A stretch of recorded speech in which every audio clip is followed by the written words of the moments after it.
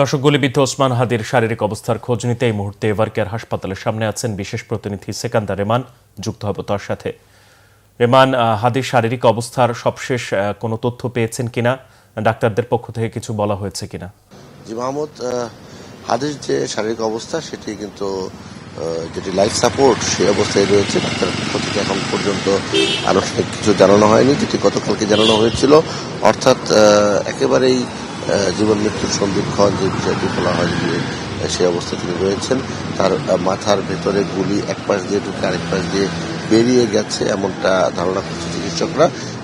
আর যেই অবস্থা হাদিকে এভারকেয়ার হাসপাতালে এনে রাখা হয়েছে এটি লাইফ সাপোর্ট, এবং এই অবস্থায় রোগী কি পরিস্থিতি হয় সেটি হাসপাতালের পক্ষ থেকে নিশ্চয়ই আজকে দিনের কোনো অংশে ব্রিফ করা হবে, কিন্তু এখন পর্যন্ত আমাদেরকে ওইভাবে জানানো হয়নি। কিন্তু যেটি হয়েছে, রাজনৈতিক দলগুলোর পক্ষ থেকে হাদির শারীরিক অবস্থা জানার জন্য এখানে অনেক রাজনৈতিক দলের নেতারা গত রাতে এসেছিল এবং তারা এই জাতীয় ঘটনার তীব্র নিন্দা ও প্রতিবাদ জানিয়েছে। বিশেষ করে নির্বাচনের আগ মুহূর্তে এমন একটি ঘটনা সারা দেশের মানুষকেই কিন্তু ভাবিয়ে তুলেছে। দেশের আইন শৃঙ্খলা পরিস্থিতি থেকে শুরু করে মানুষের নিরাপত্তা, প্রার্থীদের নিরাপত্তা, ভোটারদের নিরাপত্তা নিশ্চিতে সরকারের ভূমিকা তাহলে কি পর্যায়ে রয়েছে এটি নিয়ে কিন্তু প্রশ্ন দেখা দিচ্ছে।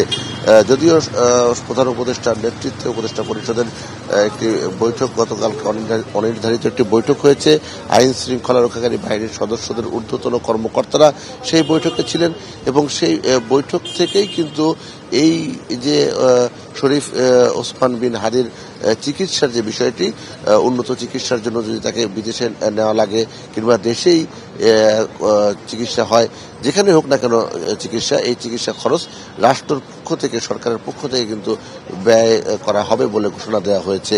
আর রাজনৈতিক দলগুলো, বিএনপি সহ সব রাজনৈতিক দলের নেতারা এখানে এসেছেন, তারা কিন্তু সহানুভূতি প্রকাশ করেছেন, হাদির পরিবারের পাশে থাকার প্রতিশ্রুতি দিয়েছেন।